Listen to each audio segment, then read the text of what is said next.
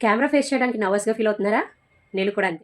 First time కెమెరాతో మాట్లాడడం అంటే కొంచెం వియర్డ్‌గా, అన్‌న్యాచురల్‌గా అనిపిస్తది. నాకు కూడా అలా అనిపించింది. అప్పుడు నేను ఒక 4 టెక్నిక్స్ ప్రాక్టీస్ చేశాను. ఆ 4 టెక్నిక్స్ ఈరోజు మీతో షేర్ చేసుకోబోతున్నాను. వీడియో స్కిప్ చేయకుండా చివరి వరకు చూసేసేయండి. Hi! This is Ram Tulasi. Welcome back to my channel Tulasi tech talks. So, tip number 1. So, practice before mirror. ఇది మనకు చిన్నప్పటి నుంచి తెలుసు.